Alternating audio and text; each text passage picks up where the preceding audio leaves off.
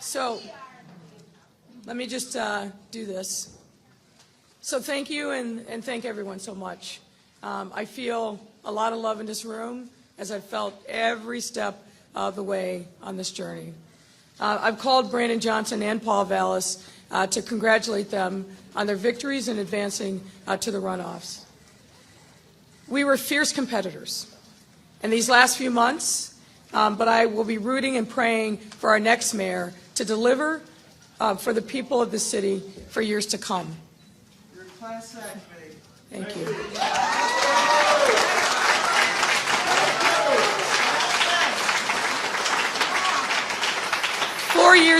4 years ago, I looked into the camera and spoke directly to young people of color who look like me, and to every kid who felt like I did when I grew up.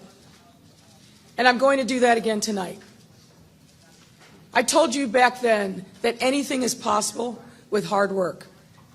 And I want you to know that no matter what happens along the way, you should always believe that, because it's true. Believe that you can bring about change. Believe that you matter. And believe that you can love who you want to love and do what you want to do and be who you want to be. You will not be defined by how you fall. You will be defined by how hard you work and how much you do good for other people.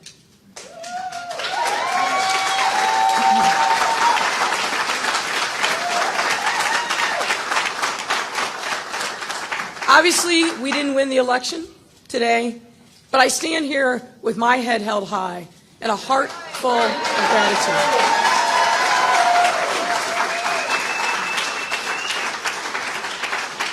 I am grateful to the millions of Chicagoans who came together as we made tough decisions, saw the struggles of our frontline workers, and beat back a deadly pandemic.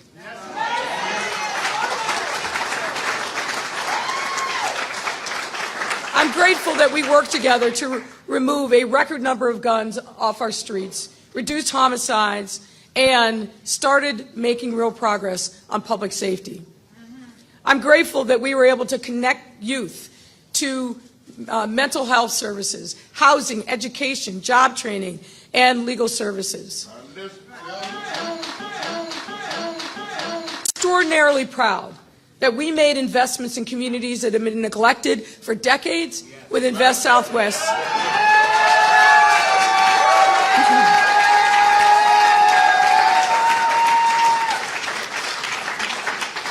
And putting over $2.2 billion into communities in our neighborhoods. That commitment simply must continue.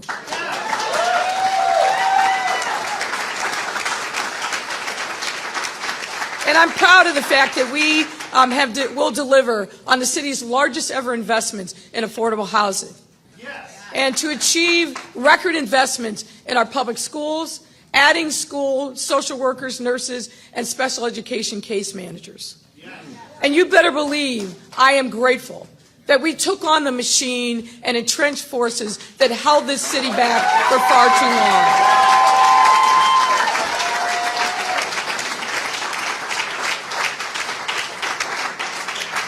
And regardless of tonight's outcome, we fought the right fights and we put this city on a better path. No doubt about it.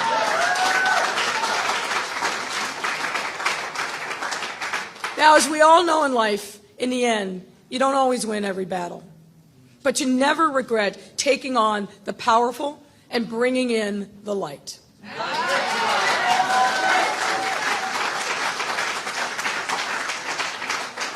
To my friends across the country and my fellow mayors, never fear being brave and bold. I have always believed that when a door closes, another one opens, and so it will be for me and Amy and Viv.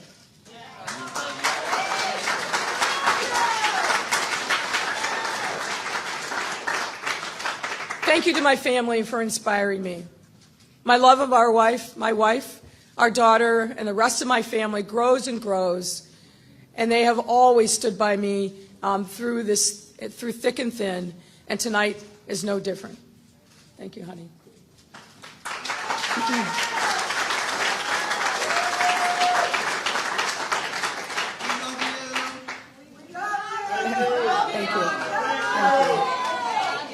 Thank you to our campaign team, the best in the business, no doubt. And I want to say a special thanks to our incredible volunteers who did tremendous work connecting us with voters and making the case for me every day all over this city. We love you. And to my friends in organized labor, thanks for your commitments and support.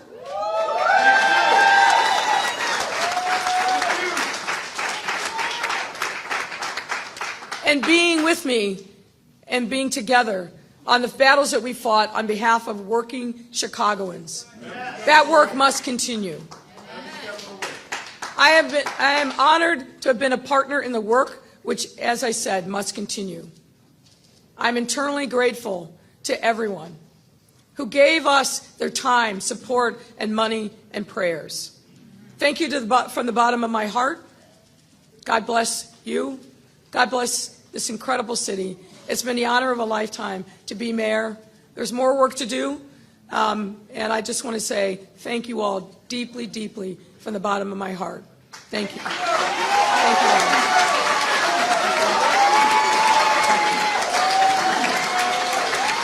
Thank you all.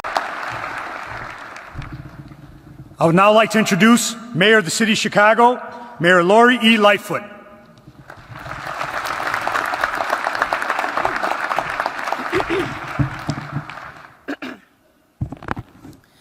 Good morning, everyone. Ladies and gentlemen, I want to thank and congratulate you for joining and advancing in the ranks of Chicago's finest today, the best police department in the nation, bar none.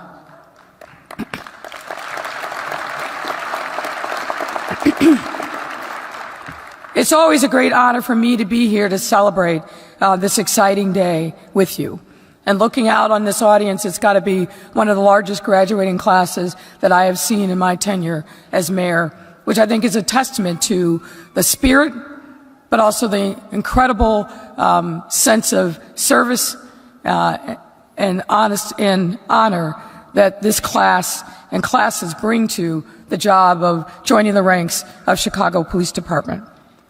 Let me begin by thanking the family, friends, and loved ones who are here today to celebrate our graduates and promoted officers on their journey. As these officers embark on their mission to protect the lives and rights of our residents and serve our communities, they will need your continued support. They may need to come home after a long shift and heal within the loving arms of family and friends as they take on a noble but difficult profession. So thank you in advance for continuing to be that support. But really, policing isn't just a profession, it's a calling. Our graduates and officers are here today to answer their calling to serve and protect our residents. It's an honor to do so, and I hope none of you ever forget the honor that you should always have in your heart and in your mind every single day that you wear that badge and that you wear that uniform. Especially an honor to serve and protect the residents who live in communities plagued by violence and who need the support of the police the most every single day. Not everyone can respond to and be there for victims of violence in a time of need, but you can and you will. Not everyone has the courage to run into danger for the sake of our city, but you can and you will. And you are here today because you've spent countless hours training and preparing for this moment, being mentored by some of the greatest teachers and leaders that our department has to offer. And because you have the heart and compassion to do the difficult work of protecting and supporting our residents, often on their worst days. Most of all, you are here, I hope, because you love our great city and want to see it succeed. And I'm reminded of the words of your class speaker, Officer Sabo, who said he chose this job because it was difficult and he wanted to serve. I hope that you serve in that same spirit. Here, there are 77 neighborhoods that you will serve, each one unique in its history, culture, and people. I urge you to get to know the communities for the essence of who and uniqueness of each of them, and not just through crime stats. Get out of your cars, walk the block, and give the neighbors a friendly hello. Every time I'm out in community, what I hear over and over again is they want to get to know the officers who are in their neighborhoods policing. They want to honor and support you and build authentic relationships. Take the first step. Extend that hand of friendship and get to know the people that you are sworn to serve and protect. Take in the vibrancy of these communities and realize that the residents and families who live there want the same exact thing that you do. They want to live in peace and prosperity. They want to have a good relationship with the members of the Chicago Police Department. I always tell individual residents when they ask me, what can we do to support our officers? I begin by say thank you. Thank you for their sacrifice. Thank you for what they're doing every single day for your safety. Thank them for leaving their homes and their families every day, understanding the risk, and thank them for wanting to serve to keep you safe. As I said, our residents want to get to know you and have confidence in you. They want to know that you're not just a badge and a gun and a uniform, but a fellow Chicagoan, a resident of their neighborhoods, a son, a daughter of Chicago, who's here to help in every way that they can.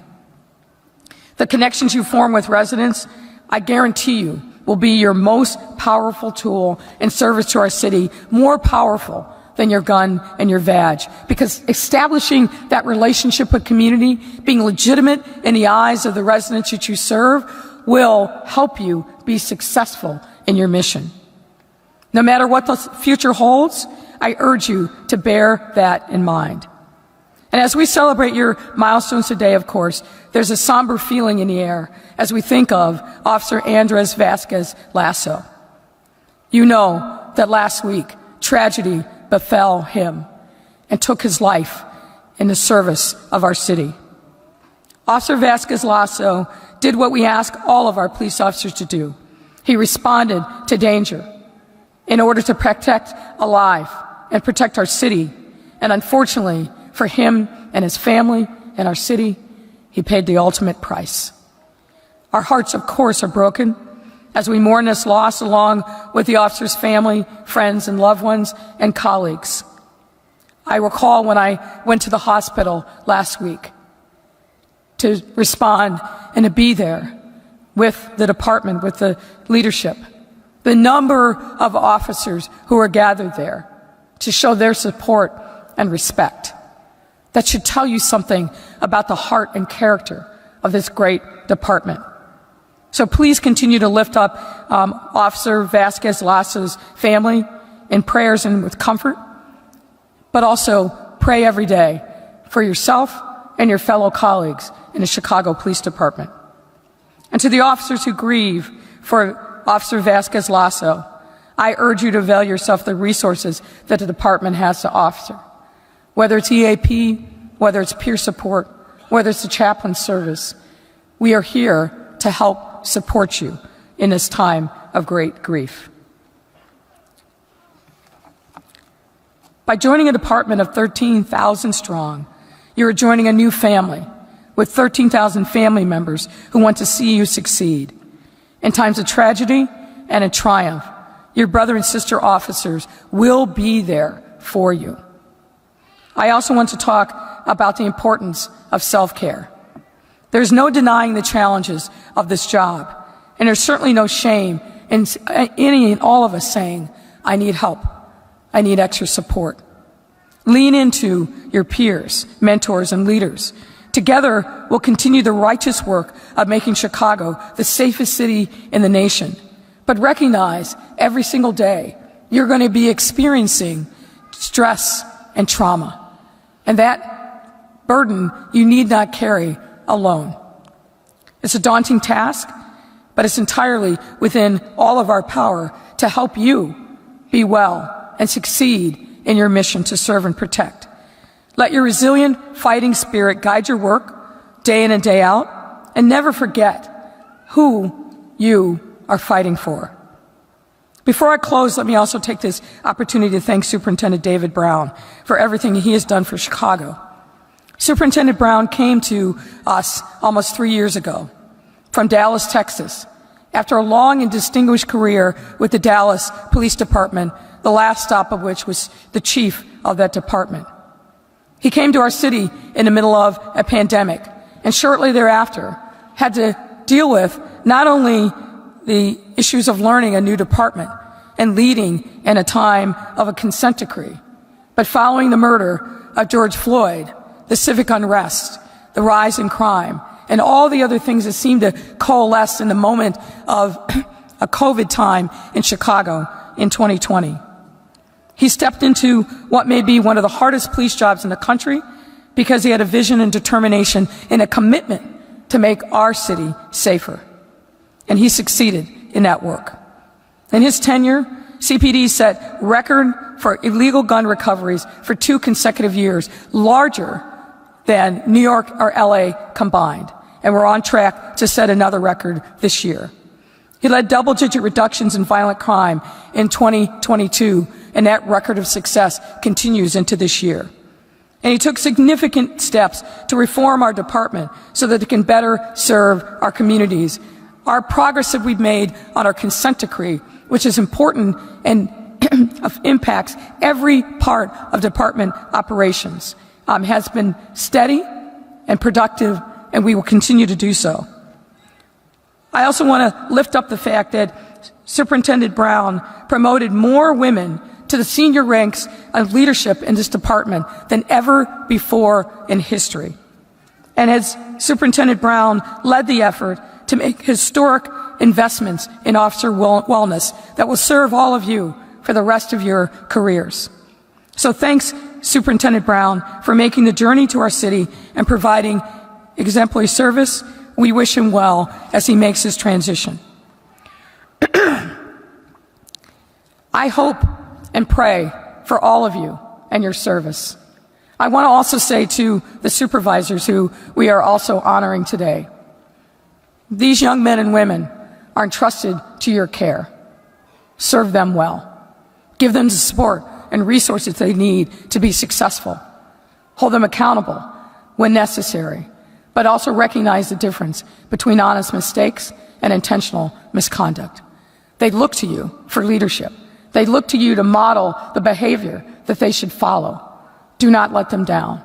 Make sure that you lead by example and follow the exemplary leadership of the other exempts who are leading this department. From the bottom of my heart, I want to thank you and congratulate you for embarking on this important mission of service. There's none other like it in our city. You should be proud, hold your heads up high, and be honored to be a member of the greatest police department in the country, the Chicago Police Department. God bless you all, and best of luck on your journey. Thank you.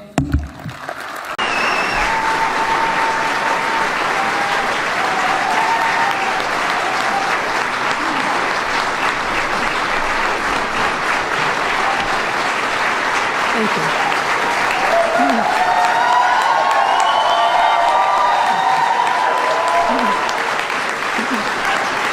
Good. Thank you, everyone. Thank you. Please take your seats. We are here, my dear friends and colleagues, for a moment of triumph and celebration. A time of reflection, to be sure, but also a time to revel in the present and look to the future just over the horizon. The mandate that I was given 4 years ago was to break up the status quo that failed our residents for far too long, and to chart a new path, a new compact between the government and the governed. And that's what we did. We did it despite facing epic challenges of historic budget deficits, a global pandemic, the likes of which we had not seen in 100 years, a massive economic meltdown, civic unrest, and escalating violence following the murder of George Floyd. I sincerely mean what I said. Looking back, we have a lot to celebrate. To be clear, all of these challenges, many of them coming within a few months of each other, which resonated deeply, profoundly, tested us, and tested me personally in monumental ways. We all know the phrase attributed to the German philosopher Nietzsche, "What doesn't break you makes you stronger."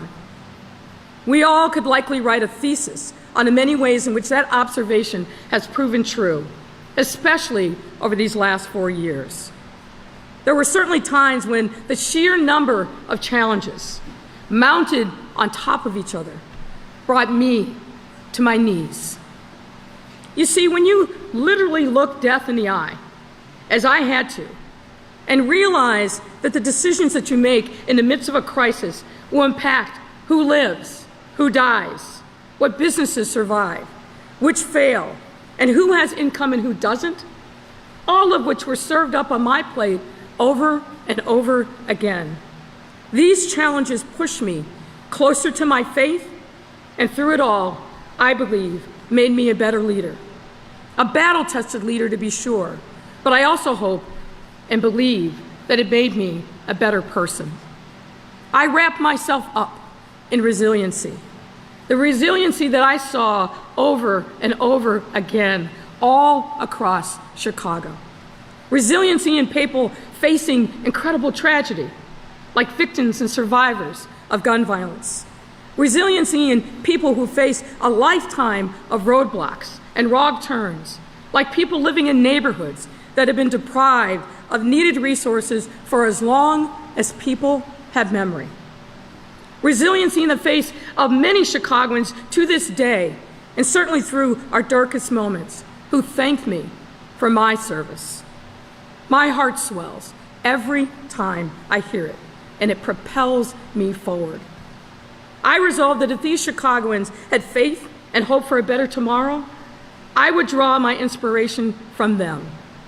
How could I not? Lots of time and energy and ink has been spilt by the pundits and the media, obsessing about what four-letter word the mean can't get along with anyone mayor allegedly said. And let me tell you, my friends, the four-letter word that propelled me forward every single day of this incredible journey, one that I intoned every time that I needed to rise above the noise and the despair.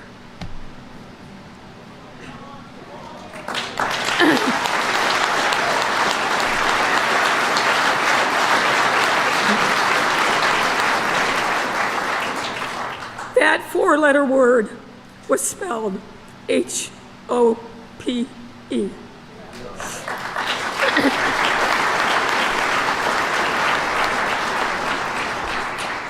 Hope. I saw it, and importantly, I felt it in this city, in every neighborhood, in the eyes of children, our elders, of workers, our people who were touched by the work that we did, the details that we sweated, the resources we invested for the betterment of our entire city, our whole city. Not just the downtown, not just the north side, our whole city, and unapologetically so. My administration has been victorious in our efforts to plant seeds of equity and serve the city we all love so much. And the real story of this administration is told through the lives of the people that we served. Coming into office, I knew generations of Chicagoans, particularly Black and Latino communities, were hungry for resources and support from City Hall, a City Hall that needed to see the entire city.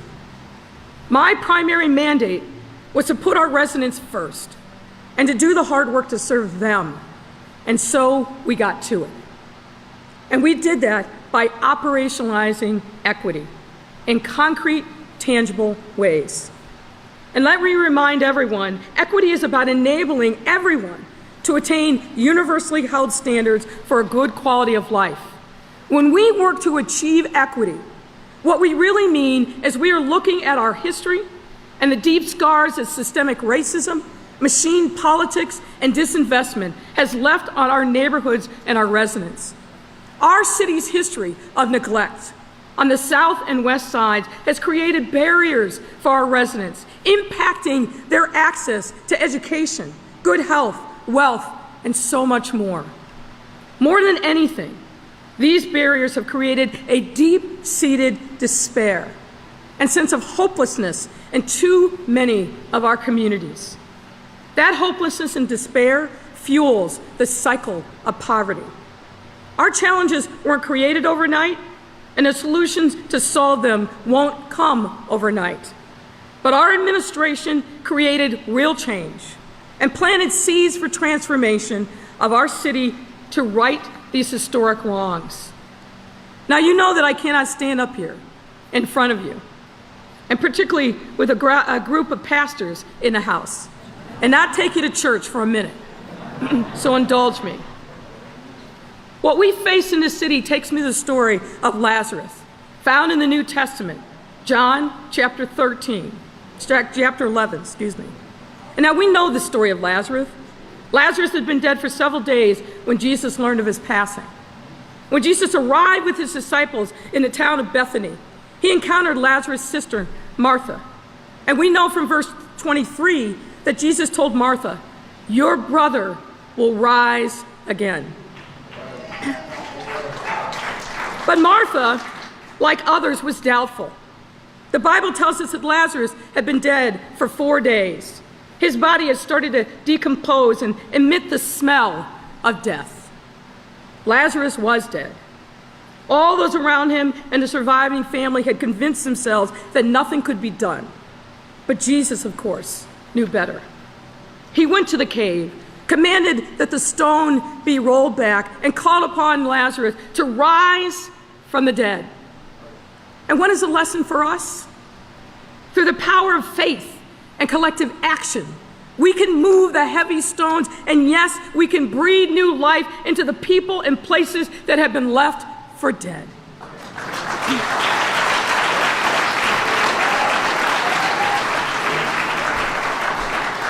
We have shown business and philanthropy that our neighborhoods cannot and should not be left for dead. That there are customers with buying power, and importantly, people of goodwill all around who have been toiling block by block for decades but need some extra support. No matter how hopeless we may feel at times, or how seemingly steep the mountain of challenges appears, using our collective power and our faith in the possible, we can work miracles, and we can give our communities new life. These are not just words. We prove that over and over again these last 4 years. Let's start with the pandemic. This once-in-a-lifetime global public health crisis absolutely humbled us and forced us to look humanity squarely in the eyes. I still remember the surreal feeling of learning about the city's first COVID case. I will never forget the daily vigil of watching the deadly contagion sweep across Asia, to Europe, and then to our coast. Its presence here in Chicago was inevitable, but that first case notification made time stand still for me, just for a moment. We faced unprecedented challenges over and over again that we exhausted our vocabulary to describe the enormity of the moment. The enormous historical disparities laid bare by the pandemic were flashing like neon signs. We had a lot of heartbreaking decisions to make throughout the pandemic that required selflessness and service from all leaders, essential workers, and really every single Chicagoan. We understood the gravity of shutting down and shifting our economy, but we knew that our most important priority must always be keeping people safe. with the wisdom and guidance of CDPH Commissioner Dr. Allison Arwady, who's with us here today. Stand up, Allison.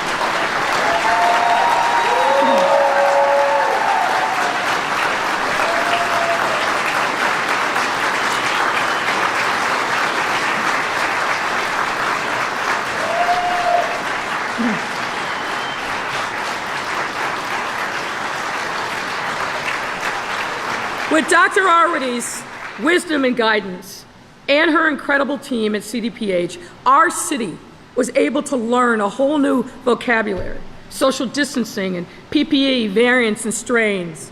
And all of us in city government tried to become junior epidemiologists, urging people to stay home and save lives. And when we saw the disparate impact on Black folks in terms of mortality and Latinos in terms of cases, with equity as our North Star, and standing with leaders from our most impacted communities, we stood up the Racial Equity Rapid Response Team, an unheard of collective and collaborative that put data and community intelligence at the center of our problem solving and solution development processes, organizing the city around what our partners knew we needed to do helped us save real lives. I also want to thank and recognize Candace Moore for her leadership.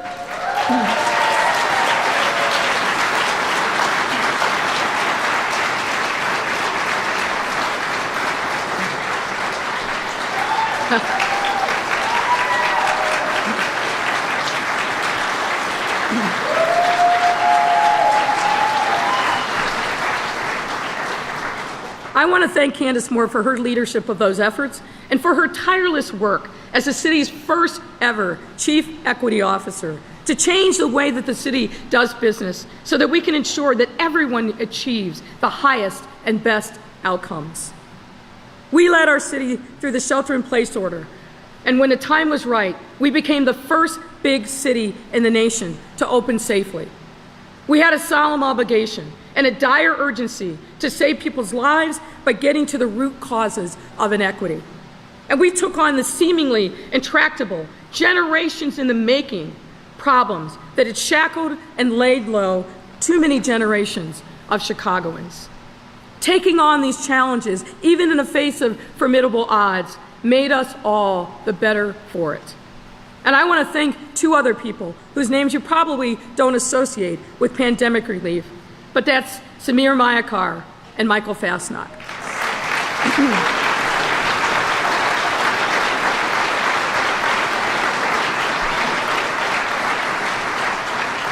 Of course, you know that both of these incredible leaders are responsible for fueling our incredible economic recovery. During COVID, Samir brought in the best consulting talent to help us understand the here and now and what the future would hold regarding this pandemic. Samir was also instrumental in setting up the temporary hospital at McCormick Place, and I think slept overnight there many days while it was in formation. So thank you, Samir, for your service.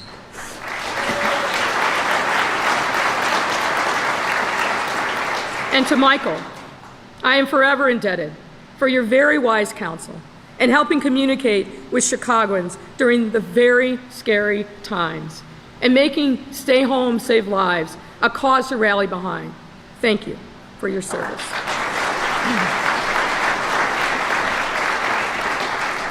And what else did we take on with unflinching resolve? We put our fiscal house in order.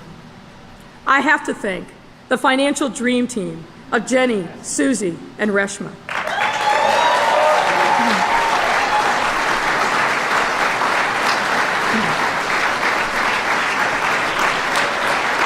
Oh, stand up, stand up. Come on.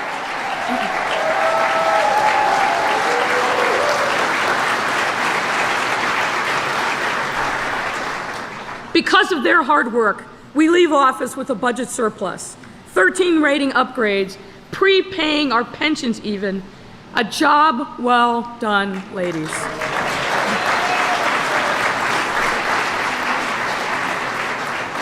And they taught me this. When we put our fiscal house in order, we have the resources we need to make powerful transformative investments. This administration planted seeds for transformation in the form of concrete buildings, economic assistance, and expanded services. Along with our partners in organized labor, many of whom are here today, we passed the minimum wage to $15 an hour, the first municipality in the state to do so.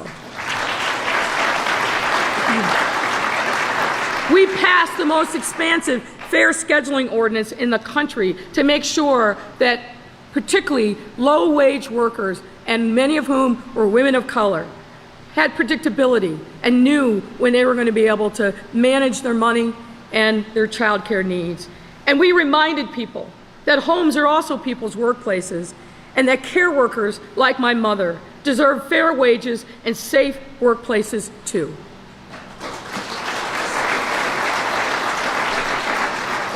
And we began reforming the regressive fines and fees that kept working Chicagoans in a spiral of debt. And that was just in the first year, ladies and gentlemen. We were also able to increase the city's mental health budget by more than sevenfold, from a mere $12 million when we started to $89 million, providing mental health services in every single one of our 77 neighborhoods. Thank you again to Dr. Arwady, but a special thanks to Matt Richards and his team at CDPH. And because of the leadership of Marissa Navarro and her team at the Department of Housing, we made the single largest investment in affordable housing at $1 billion in the city's history.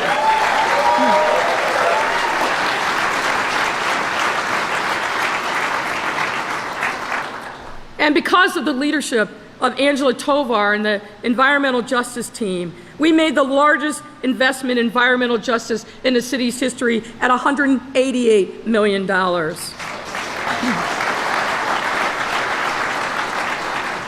And as if there was any doubt, I will never stop telling the story of how we were able to marshal public, private, and philanthropic dollars to the tune of $2.2 billion in commitments to our South and West Side neighborhoods.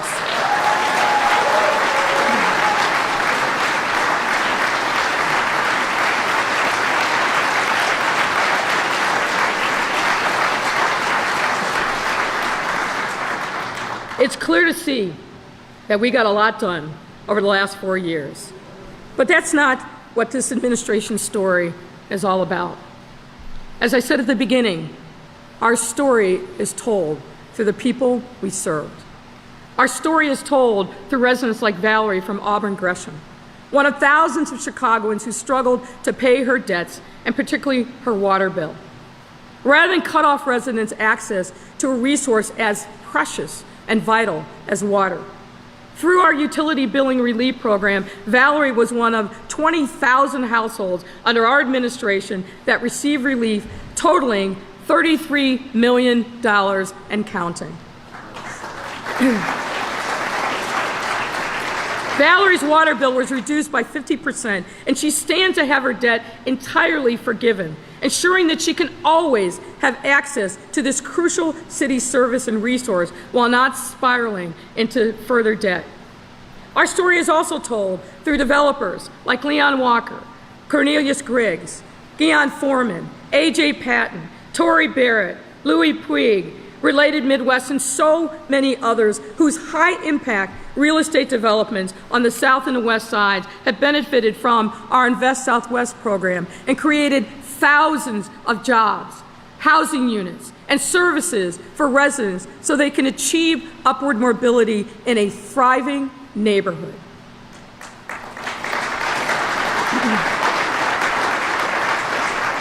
Our story is told through local business owners like Cecilia Cuff and Eric Williams, the co-owners of the Bronzeville Winery, who received a $250,000 neighborhood opportunity grant to help launch the business. And I also have to depart from my script and thank the folks at BMO. Thank you, Dave. Thank you, Eric, for making sure that they had that extra bit of cash to get the job done. Thank you.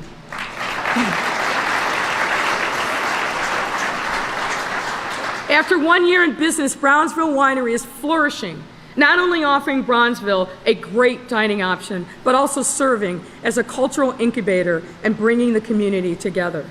Cecilia and Eric are a shining example of what is possible when we empower residents to open businesses wherever they are and whoever they are when they choose.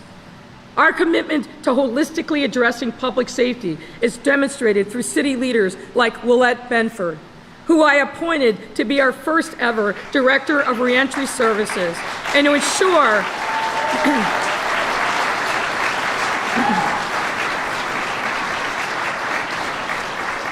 ensure that Chicago is giving residents returning from incarceration a fair chance at a thriving life in our city. Willette herself is a returning resident who has dedicated her life's work to supporting people like her. And through this place of lived experience, she helped make Chicago a national leader in supporting returning residents. And you've heard me say this before, you can't talk about public safety without creating a pathway for those who are coming home to have fulfilled, legitimate lives in our society. We can't continue to perpetuate the permanent punishment cycle. Our story is told by residents like Aaron from South Shore, who battled with depression. And when he got to a point where he needed critical intervention and support the most, CDPH met him where he was and connected him with mental health care resources. And now through CDPH's mental health awareness campaign called Unspoken, Aaron and others like him can share their stories, helping Chicagoans not feel alone and know where to go when they need help. Our story can be told by the recipients of our Climate Infrastructure Fund grant that went to organizations like Plant Chicago, helping them to renovate a 115-year-old former firehouse into a community hub that will promote sustainability and efficiency in East Garfield Park. Sometimes we'd plant a seed and a bountiful harvest would grow. You might not have eaten from that harvest, but it fed and nourished someone. It might have fed someone who hadn't seen a harvest in a long, long time. And that's what this administration has been about, planting seeds of hope for transforming our future. When we empower the residents who have never had a voice or a seat at the table before and give them an opportunity to grow, these are the kind of amazing results we get. This is the lasting impact of our equitable policies and priorities we have created for our residents, businesses, and our neighborhoods. They say that history is written by the victors. And I'm here to tell you, ladies and gentlemen, all of us, individually and collectively, are the victors.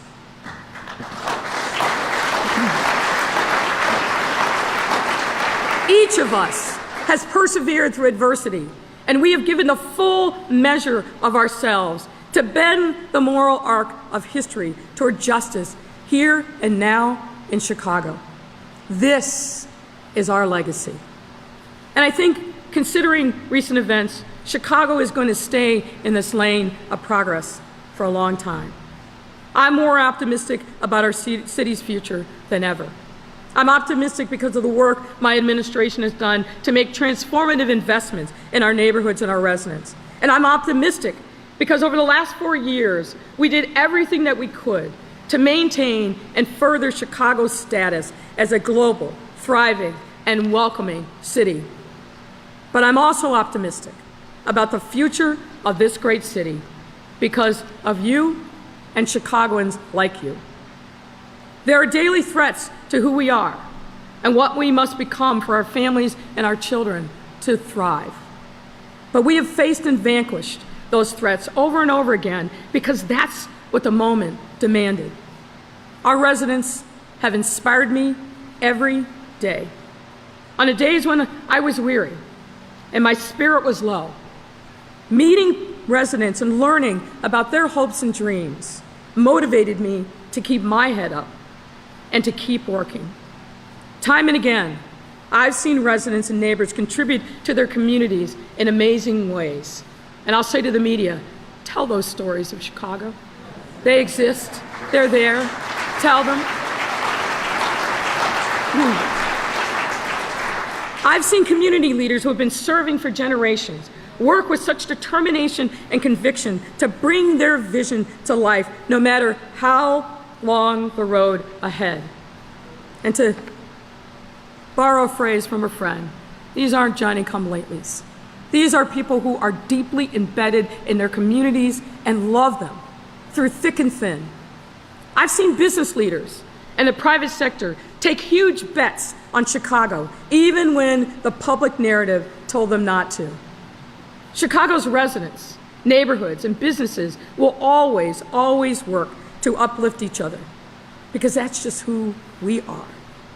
When a great fire lays our city to ashes and rubble, we build a sturdier, stronger city. When the brutal winters chill us to the bone, we put on another layer and we forge ahead, dreaming of spring and summer, but never stopping even in the face of nature's tempest. When city government and the private sector disinvest in our neighborhoods for decades, we call upon leaders to step forward and steer the ship in another direction. Every resident from every neighborhood wants the same things for our city. They want to feel safe in their homes and their communities. They want to have every opportunity to lead happy, prosperous lives, and that they want those opportunities available at their fingertips. And they want to see their beloved hometown, the third largest and number one greatest city in the country, succeed. Regardless of who comes and goes on the fifth floor, Chicago is going to continue working together to achieve the city that we all want to work and live in. My friends, it's been the honor of a lifetime and a privilege to do this work with you these last 4 years. Just as it's impossible for me to list all the achievements we've made together, it's impossible for me to thank every single person and organization that I've had the pleasure of working with. But I'm going to try, because you're all here with me. To the partners from the city and region who are our critical collaborators, thank you for coming to the table and making a contribution. To the fellow electeds that I've stood with and worked with, thank you for your counsel and your partnership. To the residents who engaged with us and informed us, held us accountable, and worked with us, thank you for contributing your time and efforts to the betterment of your city. And to the mayor's office staff, the hardest working team ever to have the privilege of working on the 4th and 5th floor.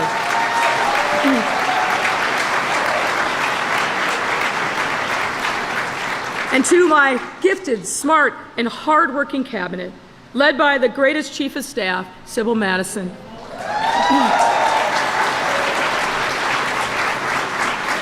I just have to say thank you, thank you, thank you. And thank you to Kelsey.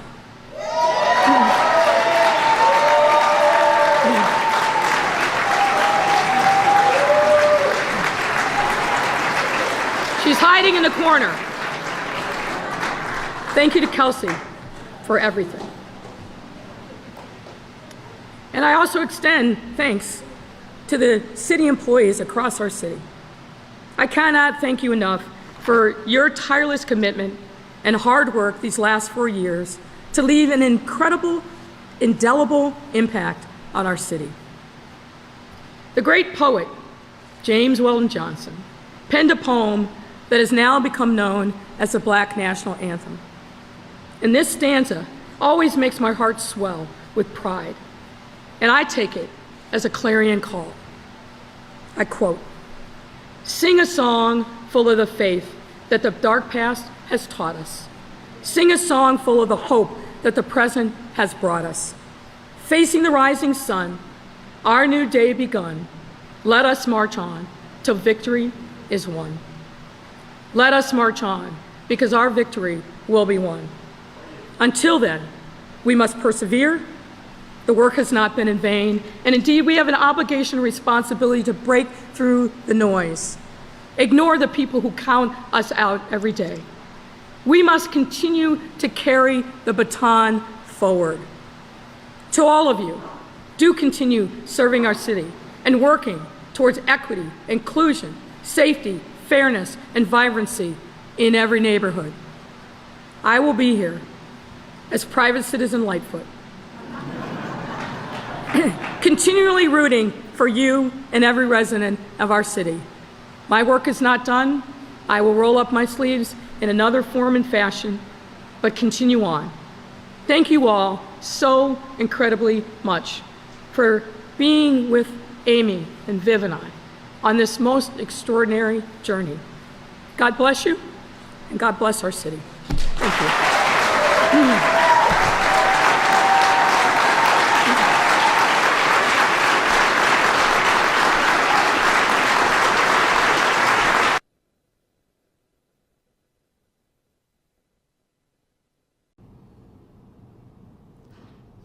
So what advice do you have for Brandon Johnson in his first week of office?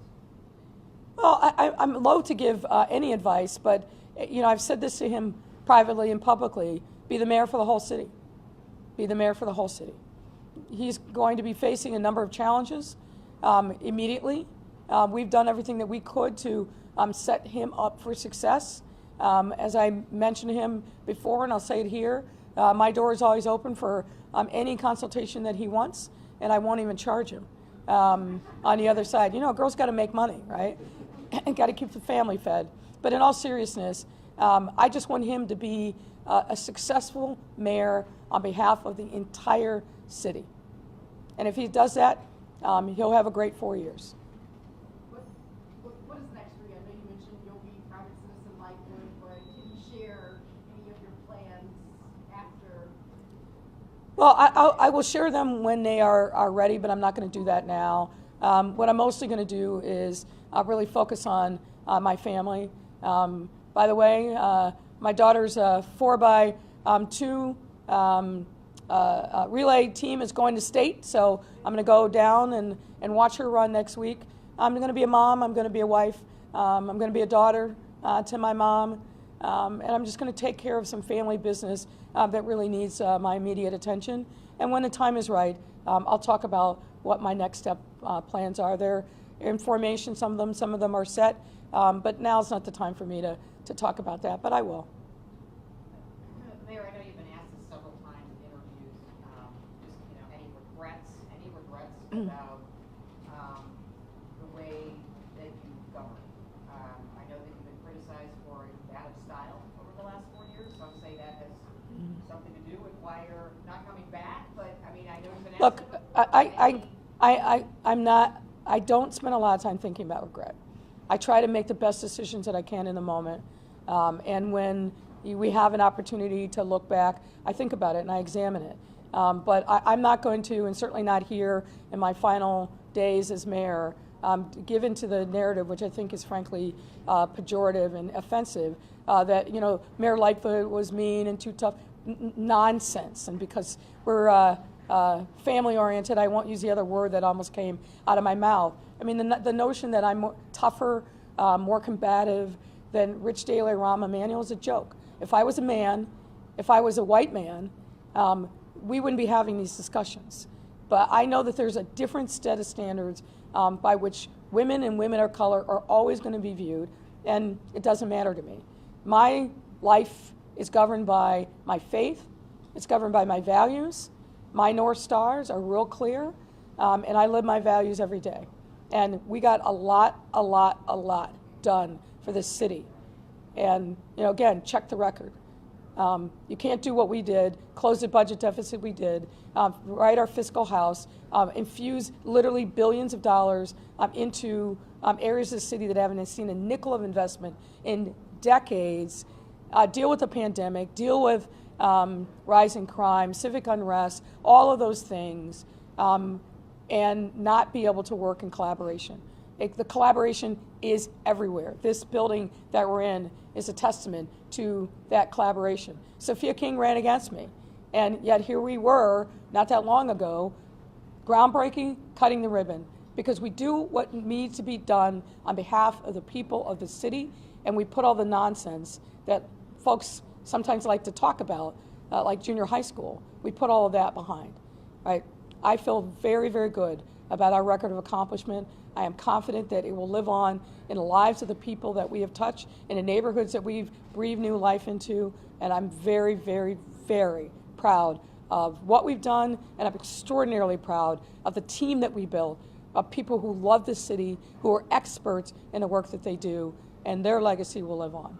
Thank you, Mayor. That's a Okay. wrap, everyone. Thank you, everyone. Thank you. Thank you.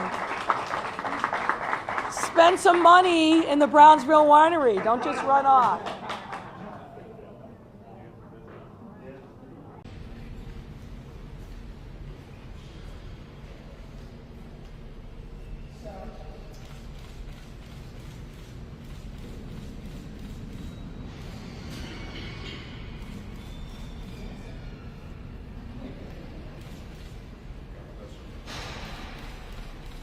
Thank you. Thanks, everybody.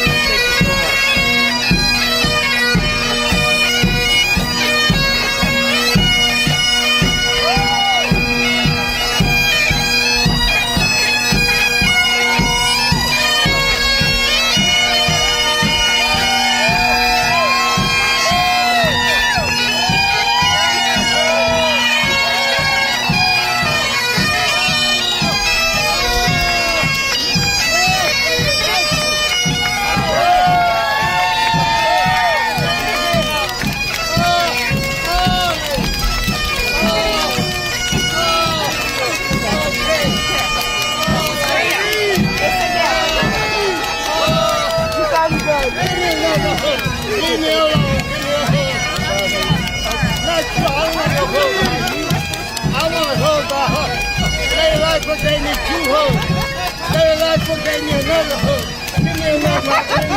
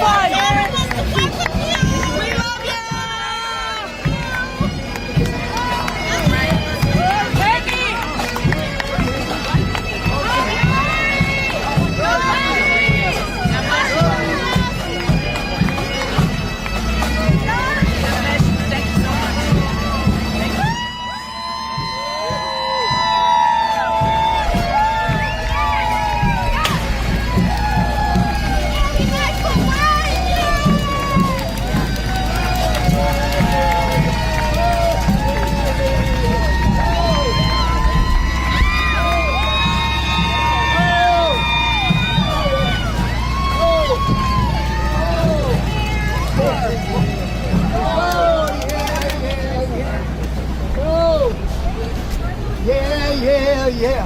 Mr. Blakemore, how you doing, sir? How you doing? Okay. Yeah.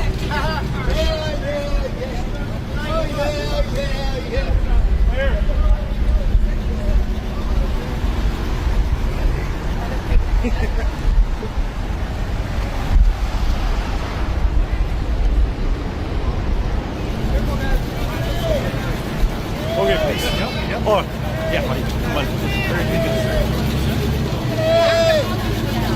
That's my boy. Yo. So I'm following them.